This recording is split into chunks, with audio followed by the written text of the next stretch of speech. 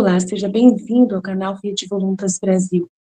Nós estamos aqui para convidar você à compreensão de como deve encarar as formações e as leituras dos escritos que nós lemos neste canal.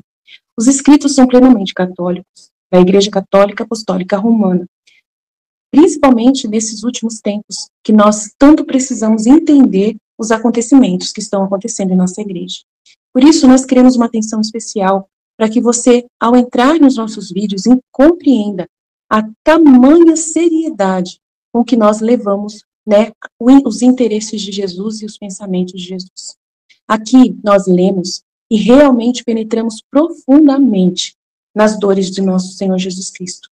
Nós temos verdadeiramente uma intimidade com Ele e estamos buscando ajudar as pessoas que querem essa santidade de viver na vontade divina, ensinada por Deus, por Jesus Cristo, a serva de Deus Luísa Picarreta, que foi acompanhada com muitos padres da Igreja Católica. E ela recebeu uma santidade, um dom para esses tempos muito importante, que é o de viver na vontade divina, que é totalmente diferente do que a Igreja conheceu nesses 2000 anos. Não é seguir doutrina cegamente, regras cegamente, mas sim conhecer plenamente o coração de Jesus e obedecer os interesses de Deus para o aqui e agora, numa intimidade concreta, vivendo uma santidade que nunca existiu, só existiu na vida de Maria e de Jesus e da Luísa. Por isso nós estamos aqui ajudando as pessoas com vídeos longos, claro, explicando até mesmo as nossas vidas na divina vontade na prática, trazendo o conhecimento aplicado na nossa vida. Por isso nós narramos acontecimentos, parábolas, circunstâncias, para que a pessoa tenha facilidade de penetrar e interessar da forma correta pelos escritos. Uma pessoa que está na vontade humana, que é a grande chave dessa santidade, é a pessoa renunciar à sua forma de pensar humano, sem Deus, para si mesmo, visando somente o seu próprio bem pessoal. A pessoa que visa somente a sua própria salvação, a pessoa que visa somente a salvação da sua família, de poucas pessoas, ou somente dos católicos, essa pessoa está com o pensamento travado para o livro do céu, não consegue entender os escritos de Jesus. E aí, quando vai ler, ela vê uma coisa superficial e não sai da santidade humana, que é uma santidade só pessoal. Ela precisa ir para a santidade divina, que é com o pensamento em Deus. E nós queremos ajudar você a chegar lá, subir mais alto e conseguir ver as coisas com os olhos de Deus. Para isso, demora bastante o processo de purificação da sua mente. E nós estamos aqui para você, para te servir, para te trazer essa graça. Se você quiser contar conosco, é isso aí. Deus abençoe. Um bom vídeo para você. Em nome do Pai que me criou, em nome do Filho que me resgatou, e em nome do Espírito Santo que me santificou, divina vontade, reina na minha vontade.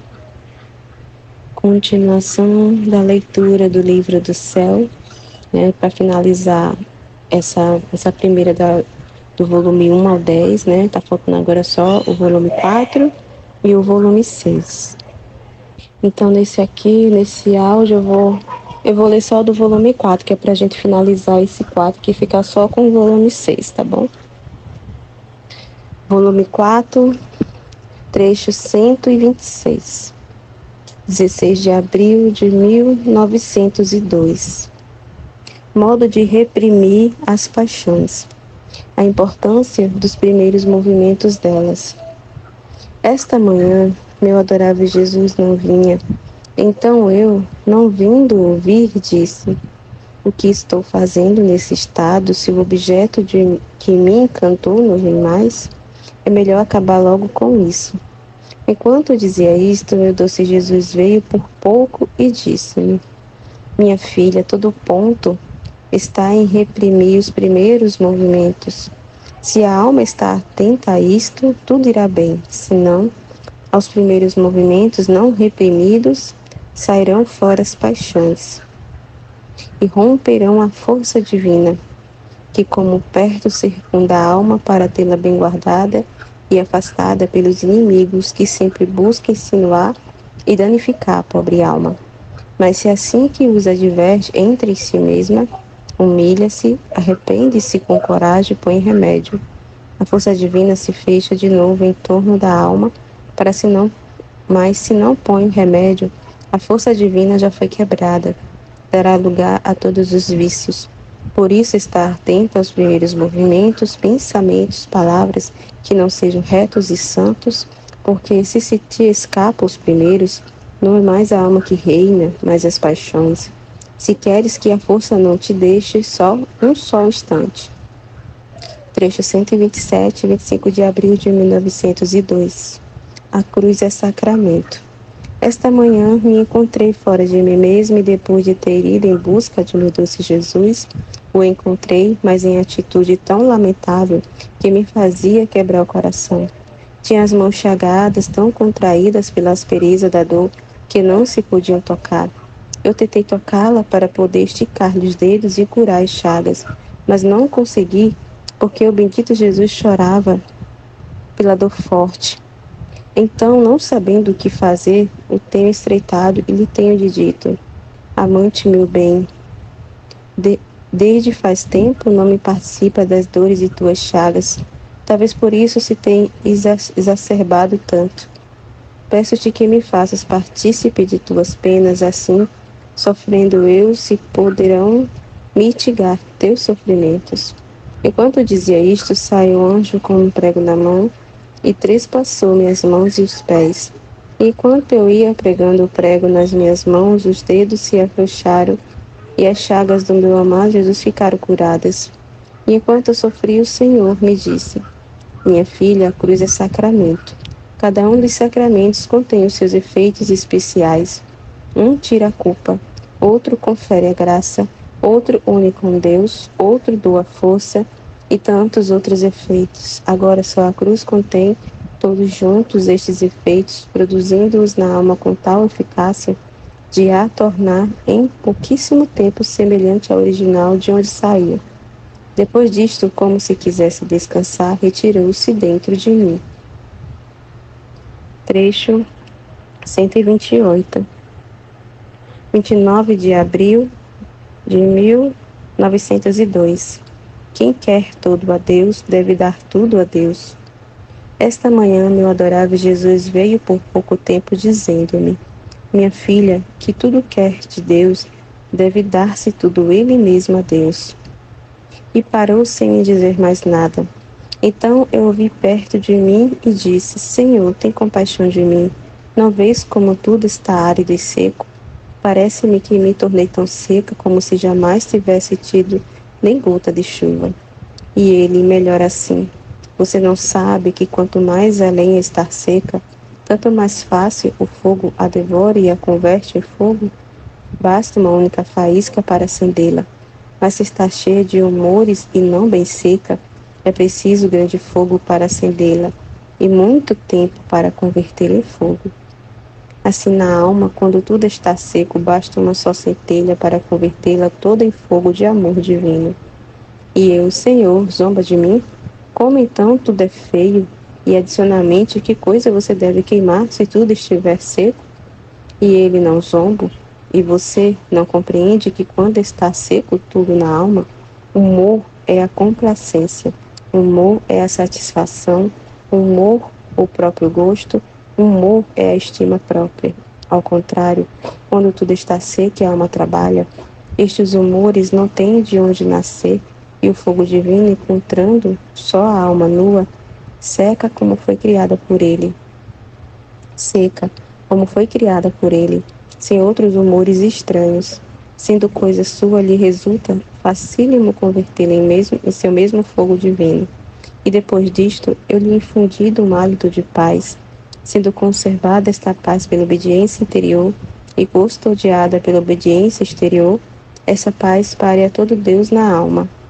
Isto é, todas as obras, as virtudes, os modos do verbo humanado, de modo que se descobre nela a sua simplicidade, a humildade, a dependência da sua vida infantil, a perfeição das suas virtudes adultas, a mortificação e crucificação do seu morrer. Mas isto começa sempre quando quem quer tudo Cristo deve dar tudo a Cristo. Trecho 129, 16 de maio de 1902, dos Estados Sublimes.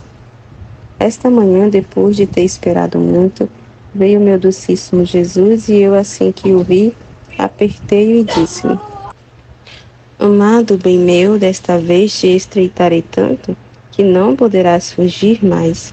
Enquanto estava nisto, senti-me toda cheia de Deus, como se estivesse inundada, de modo que as minhas potências da alma ficaram como encantadoras e inativas.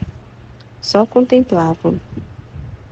Depois de ter estado um pouco nesta inativa, mas doce e agradável posição, meu adorável Jesus me disse: Minha filha, às vezes encho a alma tanto de mim mesmo que a alma, perdendo-se em mim, fica ociosa. Outras vezes lhe deixo alguma parte vazia, e então a alma, ante minha presença, negocia admiravelmente, prorrompendo em atos de louvor, de agradecimento, de amor, de reparação e demais, de modo que enche com eles aqueles vazios que lhe deixo. No entanto, esses dois estados, ambos são sublimes e se dão reciprocamente a mão. Trecho 130, 22 de maio de 1902. A Santíssima Virgem incita Jesus a fazer sofrer Luísa. Encontrando em meu estado habitual, bendito Jesus não vinha, e ó, quanto tive que sofrer, e quantos desatinos disse, é inútil dizê-lo. Então, depois de ter me cansado muito, senti que havia uma pessoa próxima a mim, mas não lhe vi o rosto. Estendi a mão para encontrá-la e senti que sua cabeça estava apoiada sobre meu ombro demasiado. E vi e reconheci meu doce Jesus. Me parecia desmaiado pelos tantos desatinos que havia dito. Por isso, assim que o vi que voltava em si, não sei quantos outros disparates lhe queria dizer. Mas Jesus disse-me: acalma-te, acalma-te. Não queiras falar mais, senão far-me-á desmaiar. O teu silêncio fará-me tomar vigor, e assim poderei pelo menos beijar-te, abraçar-te e fazer-te feliz. Então fiquei em silêncio, e nós dois nos beijamos muitas vezes. Jesus me fazia tantas demonstrações de amor, mas não sei explicar. Depois disto me encontrei fora de mim mesma e ia buscando ao amado de minha alma. E não o encontrando, levantei os olhos ao céu. Quem sabe, talvez eu pudesse encontrar de novo. E vi que estava a Rainha Mãe e Jesus Cristo virado de costas, que discutiam. E como não queria fazer caso à mãe, por isso estava virada de costas, todo cheio de furor. E parecia que da boca lhe saía o fogo de sua ira. E só entendi que Nosso Senhor naquele dia queria com o fogo de sua ira destruir tudo que servia de alimento ao homem, e a Santíssima Virgem não queria. E Jesus dizia: mas em quem hei de libertar este fogo aceso da minha ira? E a mãe dizia: estás com quem pode desabafar, apontando para mim. Não vês que ela está sempre disposta a amar-nos? Jesus, ao ouvir isto, virou-se para a mãe, como se tivessem concordado. Chamaram os anjos, dando a cada um deles uma centelha daquele fogo que saía de Jesus Cristo, e eles levaram-na a mim, pondo-a uma na minha boca e as outras nas mãos, nos pés e no coração. Eu sofria, sentia-me devorar, amargar por aquele fogo, mas sentia-me resignada a suportar tudo. O bendito Jesus e a mãe era espectadora dos meus sofrimentos, e Jesus parecia de algum modo calmo. Enquanto eu estava nisto, encontrei-me em mim mesma e estava o confessor para me chamar a obediência como habitual. Mas em vez de me chamar a obediência, pôs a intenção de me fazer sofrer a crucificação. Jesus participou-me dos seus sofrimentos. Parecia que o confessor tinha completado a obra iniciada pela Rainha Mãe. Seja tudo para a glória de Deus e seja sempre bendito. Trecho 131, 2 de junho de 1902. O trono de Jesus é composto de virtudes. A alma que possui as virtudes o faz reinar em seu coração. Esta manhã, depois de ter esperado muito, Jesus bendito se moveu em meu interior e vi que estava dentro de mim, abraçado, sustentado como por outra pessoa. Eu fiquei maravilhada ao ver isto e Jesus me disse: minha filha, o interior da alma é um acúmulo de paixões. E conforme a alma vai abatendo as paixões, assim toma lugar cada uma das virtudes, cortejada por graus de graça e segundo a virtude, vai se aperfeiçoando. Assim a graça lhe fornece seus graus. E como o meu trono é composto de virtudes, assim a alma que possui as virtudes me fornece os braços, o trono, para poder reinar em seu coração e ter-me continuamente abraçado e cortejado até me deleitar com ela. Agora sim, do que a alma pode manchar-se, mas a virtude fica sempre intacta. E até enquanto a alma sabe estar com ela, quando não, volta-se a mim, ou seja, de onde saiu. Por isso, não se maravilhe se me viu assim em seu interior. Trecho 132, 15 de junho de 1902. O amor não é um atributo de Deus, mas a sua própria natureza. A alma que verdadeiramente ama Jesus não pode perder-se. Encontrando-me no meu estado habitual, o meu adorável Jesus transportou-me para fora de mim mesma e disse-me: minha filha, todas as virtudes podem dizer-se que são os meus dotes e os meus atributos, mas o amor não pode dizer-se que seja um atributo meu, mas a minha própria natureza. Por isso todas as virtudes formam meu trono e minhas qualidades, mas o amor me forma a mim mesmo. Ao ouvir isso, eu me lembrei que no dia anterior eu tinha dito a uma pessoa que eu temia pela insegurança da salvação, que quem verdadeiramente ama Jesus Cristo pode estar seguro de salvar-se. Eu considero impossível que nosso Senhor afaste de si uma alma que de todo o coração o ama. Por isso pensemos em amá-lo e teremos em nosso próprio punho nossa salvação. Então perguntei ao amante Jesus se tinha dito mal, e ele acrescentou: amada minha, com razão você disse isto, porque o amor tem isto de próprio, o formar de dois objetos um só, de duas vontades um só, assim que a alma que me ama forma comigo uma só coisa, uma só vontade. Então como pode separar-se de mim? Muito mais que sendo minha natureza amor, onde encontra alguma centelha de amor na natureza humana, em seguida une ao amor eterno. Então, assim como é impossível formar de uma alma duas almas, de um corpo dos corpos, assim é impossível que se perca quem verdadeiramente me ama. Trecho 133, 17 de junho de 1902. A mortificação produz a glória. Esta manhã, quando vi o meu amado Jesus, parecia que tinha um papel escrito na mão no qual se lia: a mortificação produz a glória. Quem quer encontrar a fonte de todos os prazeres, deve afastar-se de tudo o que o possa desagradar a Deus. Disse isto, desapareceu. Trecho 134. 29 de junho de 1902, Jesus fala da França. Jesus fala de França.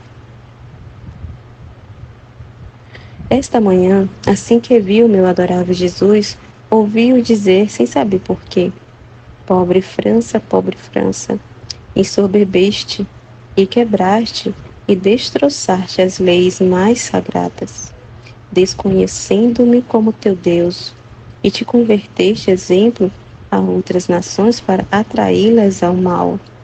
E teu exemplo tem tanta força que as outras nações estão por arruinar-se. Mas deves saber que em castigo serás conquistada. Depois disto, retirou-se em meu interior e ouvia que buscava ajuda, piedade e compaixão a tantas penas suas. Era tão triste ouvir que Jesus abençoado queria ajuda de suas criaturas.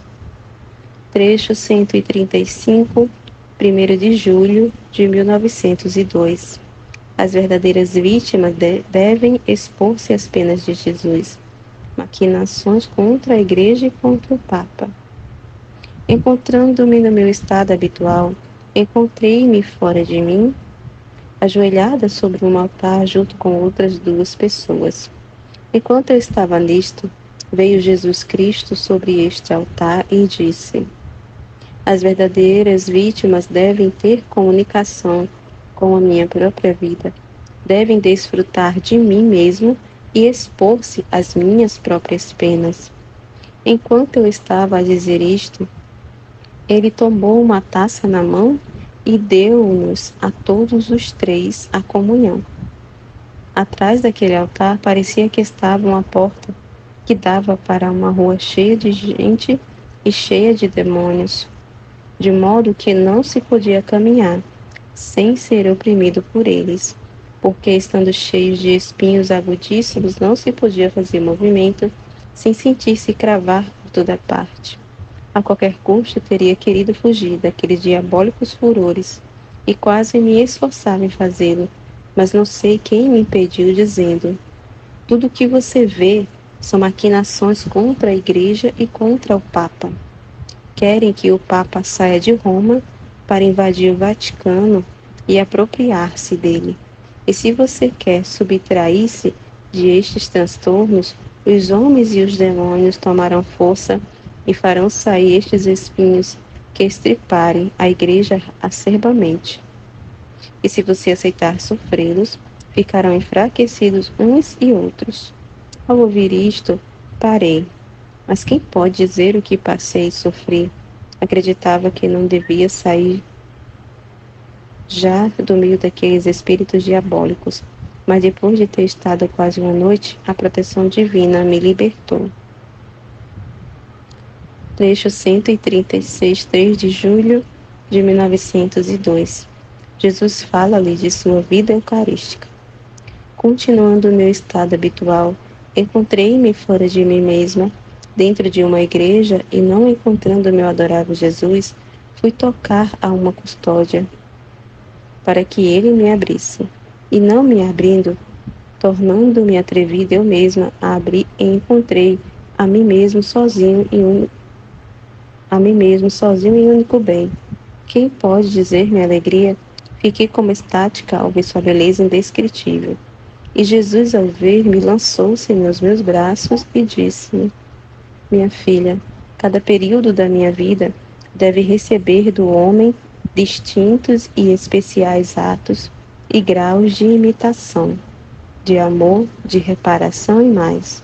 Mas o período da minha vida eucarística, como é toda a vida, de escondimento, de transformação e de contínua consumação, tanto que posso dizer que meu amor, depois que chegou ao excesso, e mesmo ter se consumado, não pôde encontrar em minha infinita sabedoria outros sinais externos de demonstração de amor para o homem. E assim como a encarnação, a vida, a paixão e a morte de cruz obtém amor, louvor, agradecimento e imitação, assim a vida sacramental obtém do homem um amor estático, amor de dispersão em mim, amor de perfeita consumação, e consolando-se a alma na minha própria vida sacramental, pode dizer que faz diante da divindade os mesmos ofícios que continuamente estou fazendo eu, diante de Deus por amor dos homens. E esta consumação fará com que a alma desemboque a vida eterna. Trecho 137, 7 de julho de 1902. A humilhação com Cristo faz começar a exaltação com Cristo. Esta manhã, no ouvindo o bendito Jesus, sentia-me toda confusa e humilhada, depois de ter esperado muito, fez-se ver-me dizendo: Luísa, humilhada sempre com Cristo. E eu, agradando-me e desejando ser com Cristo humilhada, disse: sempre ao Senhor. E ele continuou: e o sempre da humilhação com Cristo fará começar o sempre da exaltação com Cristo. Assim compreendia que por quantas humilhações sofre a alma com Cristo e por amor de Cristo, e se estas são contínuas, o Senhor outras tantas vezes a exaltará. E esta exaltação a fará continuamente ante toda a corte celestial, diante dos homens e até diante dos mesmos demônios. Trecho 138, 28 de julho de 1902. Efeitos da oração contínua. Continuando o meu estado habitual, encontrei-me fora de mim mesma e encontrei o meu adorável Jesus que, não querendo deixar-me ver os males do mundo, me disse: Minha filha, retira-te. Não queiras ver os males gravíssimos que há no mundo. E ao dizer isto, me retirou ele mesmo, e ao me conduzir, disse: o que te recomendo é o espírito de contínua oração. Este buscar sempre a alma, o conversar comigo, seja com o coração, seja com a mente, seja com a boca e até com a simples intenção. A faz tão bela a minha vista, que as notas de seu coração harmonizam com as notas de meu coração.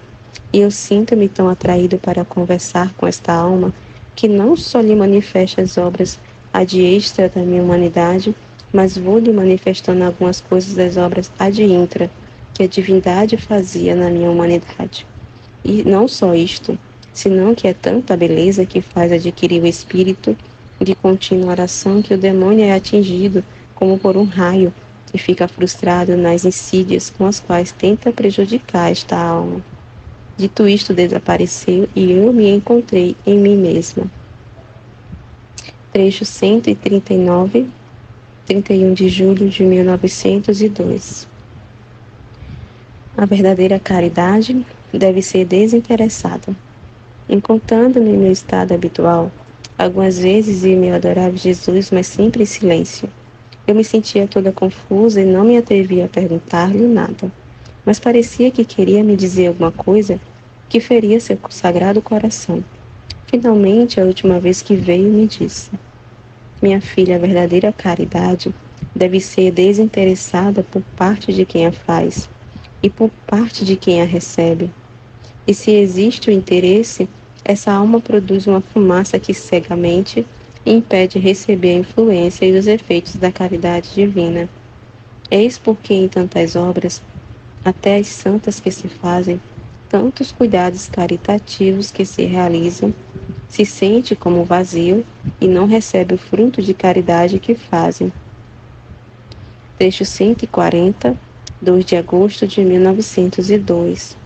Jesus, em todo o curso de sua vida, reparava por todos em geral e por cada um em particular. Esta manhã, meu adorável Jesus, depois de me ter feito esperar muito, de improviso veio expandido raios de luz e eu fiquei investida por aquela luz. E não sei como me encontrei dentro de Jesus Cristo. Quem pode dizer quantas coisas compreendia dentro daquela humanidade santíssima? Só sei dizer que a divindade dirigia em tudo para a humanidade. E como a divindade em um mesmo instante pode fazer tantos atos quantos cada um de nós pode fazer em todo o período da vida, e quantos mais queira fazer. Então, sendo que a humanidade de Jesus Cristo operava a divindade, compreendia com clareza que Jesus bendito, em todo o curso da vida, refazia por todos em geral, e por cada um em particular, tudo o que cada um está obrigado a fazer a Deus, de modo que adorava Deus por cada um em particular. Agradecia, reparava, glorificava por cada um, elogiava, sofria, rogava por cada um. Então compreendia que tudo o que cada um deve fazer já foi feito primeiro no coração de Jesus Cristo. Trecho 141, 10 de agosto de 1902. Privações, lamentos e necessidade dos castigos. Encontrando-me extremamente aflita pela perda de meu sumo bem, meu pobre coração é dilacerado continuamente e sofre uma morte contínua. Agora, vindo o confessor, estava lhe dizendo meu pobre estado, e ele começou a chamá-lo e a pôr intenção. Mas que minha mente ficava suspensa. Por uns instantes via como um relâmpago e fugia e voltava em mim mesma sem vê-lo. Ó Deus, que pena! São penas que nem sequer se pode explicar. Então, depois de ter esperado muito, finalmente veio, e ao me queixar com ele, me disse: minha filha, se não soubesses a causa de minha ausência, teria talvez alguma razão para lamentar-te. Mas sabendo que não venho, porque quero castigar o mundo, injustamente te lamentas. E eu, o que o mundo tem a ver comigo? E ele, sim, tem que ver. Porque ao vires tu me dizes: Senhor, Quero dar satisfação por eles, quero sofrer por eles, e eu, sendo justo, não posso receber de um e de outro a satisfação de uma dívida. E querendo tomar de ti a satisfação, o mundo não faria outra coisa que se ensoberbecer sempre mais. Enquanto que, nestes tempos de rebelião, são tão necessários castigos, e se não faço isto, se tornarão tão densas as trevas que todos ficarão cegos. Enquanto dizia isto, encontrei-me fora de mim mesma e vi a terra toda cheia de trevas, apenas alguma estrela de luz. O que será do pobre mundo? Dão muito o que pensar as coisas tristíssimas que acontecerão. Trecho 142, 3 de setembro de 1902. Diz Jesus: tudo o que mereci na minha vida, cedi-o a todas as criaturas, e de modo especial e superabundante a quem é vítima por amor meu.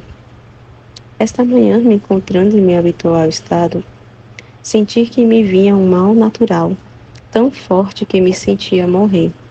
Então, temendo que pudesse passar do tempo para a eternidade, e de muito mais temia, porque o bendito Jesus apenas vem, e ao mais como sombra, porque se viesse segundo o seu costume, eu não temeria para nada. Então, para fazer que me encontrasse em bom momento, rogava ao Senhor que me cedesse o exercício de sua santa mente para satisfazer pelos males que tenha podido fazer com os meus pensamentos, seus olhos, sua boca, suas mãos, seus pés, seu coração e de todo o seu corpo santo, para satisfazer por todos os males que tenha podido cometer, e por todo o bem que devia fazer e não fiz. Enquanto isso fazia, o bendito Jesus veio vestido de festa, em ato de me receber em seus braços, e me disse: minha filha, tudo o que mereci cedi todas as criaturas, de modo especial e superabundante a quem é vítima por amor meu. Então, tudo o que queiras te entrego, não só a ti, senão a quem tu queiras. E eu, lembrando-me do confessor, disse-lhe: Senhor, se me levares, peço-te que contentes o Pai. E ele: é certo que alguma recompensa recebeu graças à caridade que te tem, e como ele cooperou, vindo tu a mim, no ambiente da eternidade, outra recompensa lhe darei. O mal aumentava sempre mais, mas me sentia feliz me encontrando no corpo da eternidade, no porto da eternidade. E quando estava nisto, o confessor veio e chamou-me à obediência.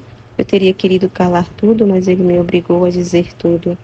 E saiu com o habitual estribilho de que não devo morrer por obediência. Apesar de tudo isso, o mal não cessava. Trecho 143, 4 de setembro de 1902. O confessor pede a Jesus que não a faça morrer. Continuo me sentindo mal e ao mesmo tempo sinto uma inquietação por essa estranha obediência, como se não pudesse empreender o voo para o meu sumo e único bem, com uma adição de que, devendo celebrar a Santa Missa, o confessor não queria dar-me a comunhão pelos contínuos vômitos que me incomodavam. Mas Jesus bendito, como o confessor me havia dito que por obediência me fizesse tomar o estômago por Jesus Cristo, assim que veio, me tocou e pararam os vômitos contínuos. Mas o mal não cessava e Jesus, me vendo tão inquieta, me disse: minha filha, que fazes? Não sabes que se a morte te apanha, a encontrareste inquieta. O purgatório terá de ser tocado. Porque se a mente não se encontra negra minha, se a vontade não é uma com a minha, os desejos não são os meus mesmos desejos, por necessidade convém-te a purgação para te transformar toda em mim. Por isso está atenta, pensação está unida comigo e eu pensarei no resto. Enquanto dizia isto, vi a igreja, o Papa, e parte dela se apoiava nas minhas costas, e ao mesmo tempo vi o confessor que forçava Jesus a não me levar por agora. E o bendito Senhor disse: os males são gravíssimos e os pecados estão para chegar ao ponto de não merecer mais almas vítimas. Ou seja, quem sustente e proteja o mundo diante de mim. Se este ponto toca a justiça, certamente a levarei. Então percebi que as coisas são condicionadas. Trecho 144, 5 de setembro de 1902. Jesus, os anjos e os santos incitam-no a ir com eles. O confessor opõe-se. Continuava a sentir-me mal e o confessor continuava firme, aliás, começava a inquietar-se porque não obedecia no que se refere a não morrer e pedia ao Senhor que me tirasse o sofrimento. Por outro lado, sentia-me incitada por Jesus bendito, pelos santos, pelos anjos a ir com eles. E agora me encontrava com Jesus e agora com os cidadãos celestiais. Nesse estado me sentia torturada, eu mesma não sabia o que fazer. No entanto, permaneci tranquila, temendo que se me levasse, não me encontrasse pronta para ir direta a Jesus. Por isso tudo eu me abandonava em suas mãos. Agora, enquanto me encontrava nesta situação, vi o confessor e outros que pediam para que não me fizesse morrer. E Jesus me disse: minha filha, sinto-me violentado. Não vês que não queres que eu te leve? E também eu me sinto violentado. Na verdade, que colocar uma pobre criatura nesta tortura valeria uma pena. E Jesus: que pena queres que lhes dê? E eu, não sabendo o que dizer diante daquela fonte de caridade inexaurível, disse: doce Senhor meu, como a santidade leva consigo o sacrifício, faz-lhes santos, porque assim obterão o propósito de me ter com eles, e eu obterei o propósito de vê-los santos, e a pena que leva consigo a santidade. Jesus, ao ver-me, agradou-me e beijou-me, dizendo: brava, minha amada, soubeste escolher o que é ótimo para o seu bem e para a minha glória. Por isso, por ora, deve ceder, reservando-me para outra ocasião levar-te em breve, não dando-lhe tempo de poder fazer-nos violência. Então Jesus desapareceu e encontrei-me em mim mesma, mitigados em grande parte os meus sofrimentos, com novo vigor como se tivesse renascido. Mas só Deus sabe a dor, o rasgo de minha alma. Espero ao menos que queira aceitar a dureza deste sacrifício. Texto 145, 10 de setembro de 1902. As prerrogativas do amor. Acreditava que o bendito Jesus voltaria segundo o habitual, mas qual não foi meu desapontamento, porque depois de ter decidido que por agora não me levara, começou a me fazer esperar para vê-lo, e a mais das vezes como sombra e como um raio. Então, esta manhã, sentindo-me muito cansada e esgotada de forças pelo contínuo desejar e esperar, parece que veio me transportando fora de mim mesma, me disse: minha filha, se estás cansada, vem ao meu coração, bebe e te recuperarás. Assim aproximei-me daquele coração divino e bebi a grandes goles o leite misturado com sangue docíssimo. Depois disto, me disse: as prerrogativas do amor são 3. Amor constante sem termo, amor forte e amor que une junto a Deus e ao próximo. Se a alma não se descobre em essas prerrogativas, pode-se dizer que não é da qualidade do verdadeiro amor. Trecho 146, 22 de outubro de 1902. Ameaças para a Itália. Esta manhã, por poucos instantes, veio meu adorável Jesus todo indignado e me disse: quando a Itália tiver bebido até ao fundo as mais fétidas sujidades, até se afogar, tanto que se dirá que está morta, então ressurgirá. Depois, estando mais calma, acrescentou: minha filha, quando eu quero uma coisa de minhas criaturas, infundindo nelas as disposições naturais, de modo a mudar a mesma natureza para querer a coisa que quero. Por isso, você se tranquilize no estado em que se encontra.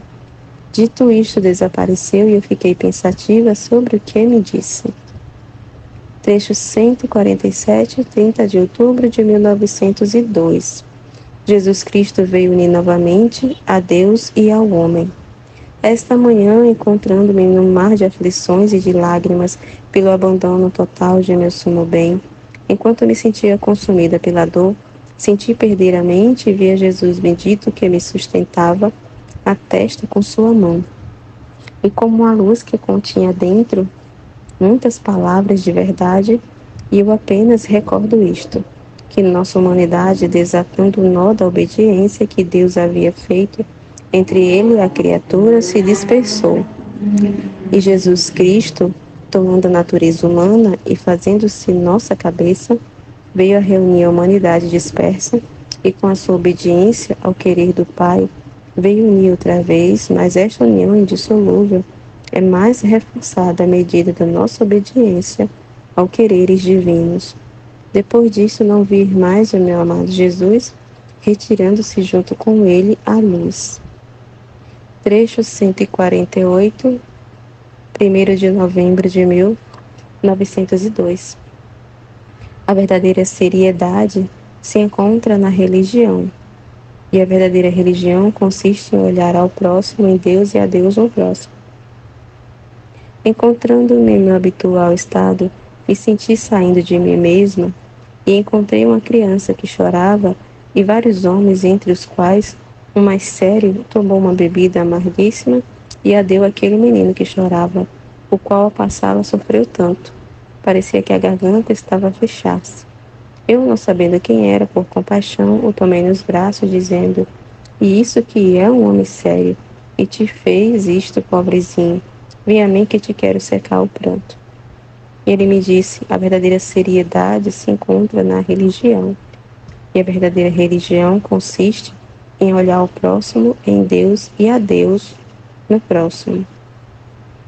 Depois, aproximando-se ao ouvido, tanto que seus lábios me tocavam, a sua voz ressoava dentro de mim, acrescentou: "A palavra religião para o mundo é palavra ridícula, e parece que não vale nada. Mas diante de mim, cada palavra que pertence à religião é uma virtude de valor infinito, tanto que me serve da palavra para propagar a fé em todo o universo. E quem nisto se exercita me serve de boca para manifestar às criaturas a minha vontade." Enquanto dizia isto, compreendia muito bem que para Jesus, ao ouvir sua voz clara, que há tanto tempo não ouvia, sentia-me ressurgir da morte à vida.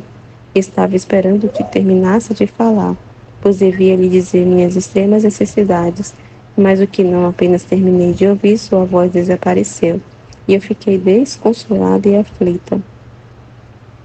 Trecho 149, 5 de novembro de 1902. Vê uma árvore no coração de Jesus e ele explica-lhe o significado. Esta manhã, o meu adorável Jesus fazia-se ver dentro de mim e parecia que tinha uma árvore plantada no coração, e tão enraizado que parecia que as raízes brotavam da ponta do coração. Em suma, parecia nascido junto com a sua própria natureza. Eu fiquei maravilhado ao ver a beleza, a perfeição e a altura que parecia que tocava o céu, e seus ramos se estendiam até os últimos confins do mundo. Então Jesus bendito, ao ver-me tão admirada, me disse: "Minha filha, esta árvore foi concebida junto comigo, no centro do meu coração. E desde então eu senti no mais profundo do coração tudo o que de bem e de mal devia fazer o homem, graças a esta árvore da redenção, chamada Árvore da Vida. Tanto que todas aquelas almas que se mantêm unidas a esta árvore receberão vida de graça no tempo. E quando eu estiver feito crescer bem, lhes fornecerá vida de glória na eternidade. No entanto, qual não é a minha dor? Que se não podem arrancar a árvore, não pode tocar o trono. Muitos tratam de cortar-me os ramos para fazer que as almas não recebam a vida, e tira-me toda a glória e o prazer que esta árvore de vida me teria produzido." Enquanto dizia isto, desapareceu. Trecho 150, 9 de novembro de 1902. Diferença entre o agir de Jesus e o agir do homem. Enquanto eu ansiava pelo meu adorável Jesus, ele apareceu com uma aparência quando seus olhos inimigos o esbofetearam, cobriam-lhe a cara de cuspidelas e lhes vendavam os olhos. Ele, com admirável paciência, tudo sofria. Aliás, parecia que nem sequer os olhava. Tão ocupado estava em seu interior vendo o fruto que aqueles padecimentos lhe teriam produzido. Eu olhava tudo com espanto e Jesus me disse: minha filha, em meu agir e sofrer, não olhei jamais para fora, mas sempre para dentro. E vendo o fruto, qualquer coisa que fosse, não só a sofria, mas a sofria com desejo e avidez. Ao contrário, o homem, ao fazer o bem, não olha para dentro da obra e, não vendo o fruto, facilmente se aborrece. Tudo se aborrece, muitas vezes deixa de fazer o bem. Se sofre, facilmente se impacienta. E se faz o mal, não olhando para dentro daquele mal, facilmente fazê-lo. Depois ele adicionou: as criaturas não querem convencer-se de que a vida é acompanhada de vários e diferentes acontecimentos, agora sofrimentos e agora consolações, e são as plantas, as flores, que dão o exemplo com estar submetidas aos ventos, nevadas, granizadas e calores. Trecho 151, 16 de novembro de 1902. A palavra de Deus é alegria. O confessor lhe disse que Monsenhor ordenava que por nenhum motivo deveria vir mais o sacerdote para fazê-la sair do seu habitual estado. Esta noite eu passei muito angustiada, vi o confessor em atitude de me dar proibições e ordens. O bendito Jesus por pouco tempo veio e só me disse: minha filha, a palavra de Deus é alegria, e quem a escuta e não a faz frutificar com as obras, lhe põe uma tinta negra e a enlameia. Então, sentindo-me muito sofredor, tentei não prestar atenção ao que via. E encontrando-me nesse estado, veio o confessor me dizendo que Monsenhor ordenava que por nenhum motivo devia vir mais o sacerdote a me fazer sair de meu habitual estado, senão que por mim mesmo deveria sair dele. Coisa que durante 18 anos jamais pude obter, por mais lágrimas e orações, votos e promessas que tenha feito ao Altíssimo. Porque o confessor diante de Deus que tudo que pude passar de sofrimentos não foram para mim verdadeiras cruzes, mas gostos e graças de Deus, e a única e verdadeira cruz para mim foi a vinda do sacerdote. Então, conhecendo por tantos anos de experiência a impossibilidade do êxito, meu coração era dilacerado pelo temor de não poder obedecer, não fazendo outra coisa que derramar lágrimas amarguíssimas, rogando àquele Deus que é o único que observa o fundo do coração, que tivesse piedade da situação em que me encontrava. Enquanto rezava chorando, vi um raio de luz e uma voz que dizia: minha filha, para fazer que sou eu, obedecerei a ele. E depois de ter dado prova de obediência, ele me obedecerá a mim. E dizendo eu: Senhor, temo muito não poder obedecer. Ele adicionou: a obediência desata e encandeia. E como é cadeia, ata ao querer divino com o humano, e deles forma um só, de modo que a alma não opera com um poder de sua vontade, senão com o poder da vontade divina. E ademais não será você a que obedecerá, senão eu que obedecerei em ti. Depois, todo aflito, acrescentou: minha filha, não te dizia que te ter nesse estado de vítima e começar a devastação na Itália me é quase impossível? Então fiquei um pouco mais tranquila, mas não sabia em que modo devia realizar esta obediência. Trecho 152, 17 de novembro de 1902. Impossibilidade de perder os sentidos. É decreto da vontade de Deus servir-se do sacerdote para recuperá-la do estado de sofrimento. Sendo a hora de ser surpreendida por meu habitual estado, com grande amargura minha, mas amargura tal que semelhante não senti em minha vida. Minha mente não sabia mais perder os sentidos. E minha vida, meu tesouro, aquele que formava todo o meu gosto, meu tudo amável, Jesus não vinha. Tratava de me recolher por quanto podia, mas sentia tão desperta minha mente que não podia perder os sentidos, nem dormir. Por isso eu não fazia outra coisa que tirar o freio às lágrimas.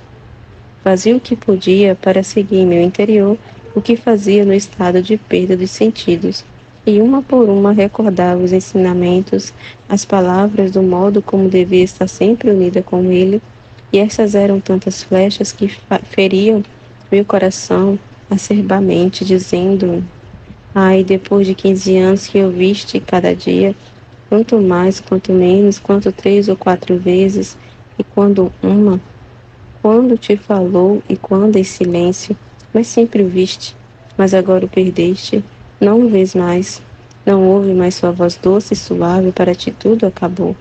E meu pobre coração se enchia tanto de amargura e de dor, que posso dizer que meu pão era a dor e minha bebida as lágrimas. Tão saciada estava delas que nem uma gota de água entrava na minha garganta. A isto se acrescentava outro espinho que muitas vezes tinha dito a meu adorável Jesus: quanto temo que meu estado seja toda fantasia minha, que seja fingimento.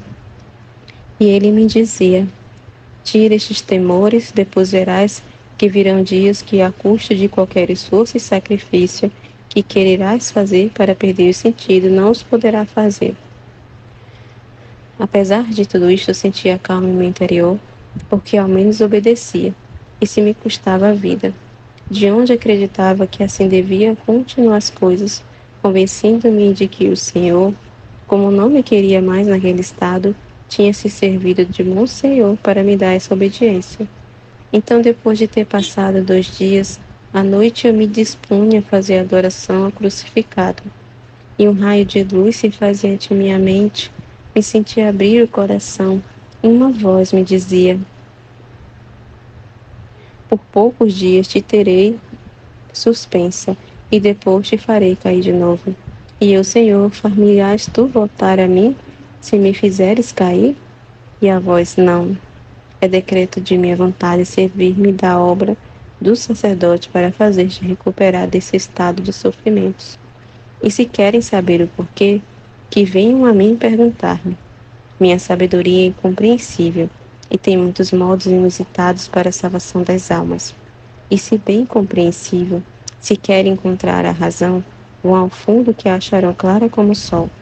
Minha justiça é como uma nuvem carregada de granizo, trovões e flechas, e em você encontrava um dique para não descarregar sobre os povos. Por isso não quero antecipar o tempo de minha ira. E eu, só para mim estava reservado esse castigo, sem esperança de ser libertado. Fizeste tantas graças às demais almas, sofreram tanto por amor vosso, porém não tinha necessidade de nenhuma obra de sacerdote. E a voz continuou: serás libertada, não agora, mas quando começarem os estragos na Itália. Isto tem sido para mim novo motivo de dores e de lágrimas amargas. Tanto que meu caríssimo Jesus, tendo compaixão de mim, moveu-se de dentro de mim, pondo-se como um véu diante do que me dissera, e sem fazer-me ver, me fazia ouvir a sua voz que dizia: minha filha, vem a mim, não queiras afligir-te, afastemos um pouco a justiça, demos o lugar ao amor, de outra maneira sucumbes. Escuta-me, tenho tantas coisas para te ensinar. Crês tu que acabei de te falar? Não. E como eu chorava, tendo-me tornado meus olhos em 2 rios de lágrimas, acrescentou: não chores, amada minha, escuta-me. Esta manhã quero ouvir a missa junto contigo, ensinando-te o modo como deves ouvi-la. E assim ele dizia, e eu seguia. Mas como não ouvia, meu coração era despedaçado continuamente pela dor. E para interromper de vez, enquanto meu pranto, chamava-me continuamente, agora me ensinando alguma coisa da paixão, explicando-me o significado, e agora me ensinava a fazer o que fazia em seu interior no curso de sua paixão. E por agora omito escrever, reservando para outro tempo, se Deus quiser. Assim tenho continuado por outros 2 dias. Trecho 153, 21 de novembro de 1902.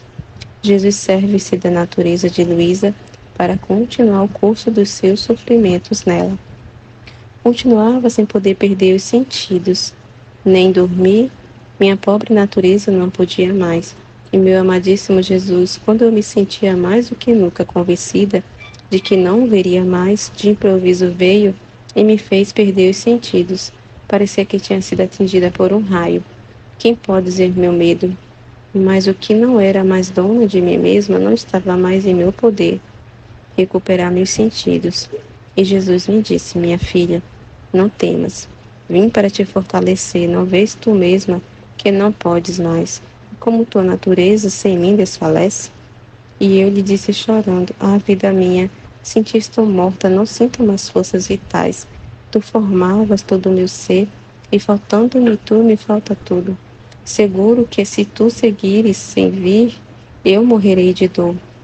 E ele: filha amada minha, tu dizes que eu sou a tua vida, e eu te digo que tu és minha vida vivente. Assim como me servi de minha humanidade para sofrer, assim me sirvo de tua natureza para continuar o curso de meus padecimentos em ti. Por isso toda minha tu és, mas bem és minha mesma vida. Enquanto dizia isto, lembrei-me da obediência e disse: meu doce bem, far-me-ás obedecer, fazendo-me recuperar por mim mesma? E ele: minha filha, eu, o Criador, obedeci a criatura, tendo-te suspensa nestes dias. É muito justo que a criatura obedeça ao seu Criador, submetendo-se à minha vontade, porque diante da minha vontade divina a razão humana não vale, e a razão mais forte diante da vontade suprema se torna fumaça. Quem pode dizer como fiquei amargurada, porém resignada, fazendo voto ao Senhor de jamais retirar minha vontade da sua, sem sequer por um piscar de olhos, e como me haviam dito que se fosse surpreendida por esse estado, não me recuperasse por mim mesma e deixariam morrer, por isso estava me preparando para a morte, considerando-a como uma grande fortuna, e pedi ao Senhor que me tomasse em seus braços. Enquanto fazia isto, veio o confessor para me fazer voltar em mim, amargurando-me principalmente, tanto que o Senhor, ao me ver tão amarga, me disse em meu interior: diga-lhe que me conceda outros 2 dias de suspensão, para dar-lhes tempo a poder regular-se. E assim se foi, deixando-me toda trespassada e cheia de amargura. E Jesus, fazendo ouvir de novo a sua voz, me disse: pobre filha, como amargam! Sinto-me dilacerar o coração ao ver-te. Ânimo, não temas, minha filha. Ademais, recorda que pela intervenção da obediência foste suspensa desse estado. Se agora não querem já, eu te farei obedecer. Não é este o prego que mais te trespassa, não obedecer? E eu: sim, pois bem, eu te prometi que te farei obedecer. Portanto, não quero que te amargures. No entanto, diga-lhes: quer jogar comigo? A quem quer jogar comigo e lutar contra a minha vontade? E eu: senti como faço? Porque se não estou surpreendida por esse estado, eu não te vejo. E ele: como não é tua vontade sair desse estado de sacrifício, eu encontrarei outras maneiras para fazer-me ver e entender-me contigo. Não estás contente?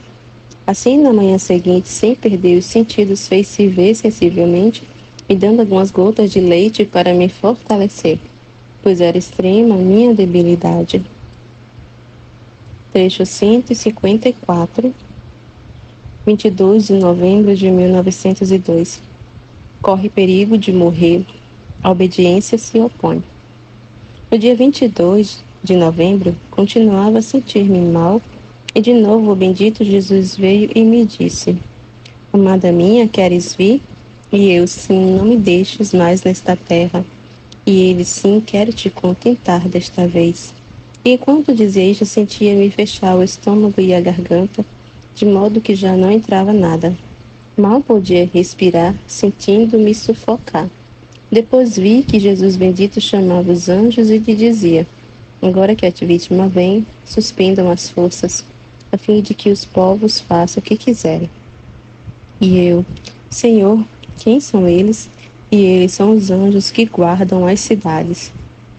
Até que as cidades sejam assistidas pela força da proteção divina, comunicada aos anjos, não podem fazer nada. Quando esta proteção lhes é retirada pelas graves culpas que cometem, deixando-as em poder deles mesmos, podem fazer revoluções e qualquer tipo de mal. Então, eu me sentia tranquila e, vendo-me sozinha com meu amado Jesus e abandonada por todas as criaturas, de coração agradecia ao Senhor que lhe pedia que se dignasse não deixar que venha ninguém me incomodar. Enquanto eu estava nesta situação, minha irmã veio e, me olhando mal, mandou chamar o confessor, que por caminho de obediência conseguiu me fazer abrir um pouco a garganta e foi me dando a obediência de não morrer. Pobre quem tem que enfrentá-las com as criaturas, porque não conhecendo a fundo todas as penas e desgarros de uma pobre alma, agrego as penas maiores dores e é mais fácil obter compaixão de Deus. Ajuda e consolo que das criaturas é mais, para que a ti são maioritariamente. Mas seja sempre bendito o Senhor, que tudo dispõe para a sua glória e para o bem das almas. Trecho 155, 30 de novembro de 1902. Temor de que seu estado for a obra do demônio. Jesus lhe ensina como conhecer quando é ele e quando o demônio. Encontrando-me com temores, dúvidas, agitações de que tudo fosse obra do demônio, vindo meu adorável Jesus me disse: minha filha, sou o sol que enche de luz o mundo, e ainda a alma se reproduz nela outro sol, de modo que por caminho de raios de luz lançam setas mutuamente de contínuo. Agora em meio a estes dois sóis se produzem nuvens, que são as mortificações, as humilhações, contrariedades, sofrimentos e demais. Se estes são verdadeiramente sóis, têm tanta força que com lançar setas continuamente triunfam sobre estas nuvens e a convertem em luz. Mas se são sóis aparentes e falsos, essas nuvens que se produzem em meio têm força de converter a estes sóis em trevas. Este é o sinal mais certo para saber se eu sou eu ou o demônio. E depois que uma pessoa recebeu este sinal, pode arriscar a vida para confessar a verdade, que é a luz e não trevas. E estive ruminando em minha mente se estes sinais são contrários em mim, e eu pareço tão defeituosa que eu não tenho palavras para manifestar minha maldade. No entanto, não desconfio, mas espero que a misericórdia do Senhor queira ter compaixão desta pobre criatura. Amém, Fiat.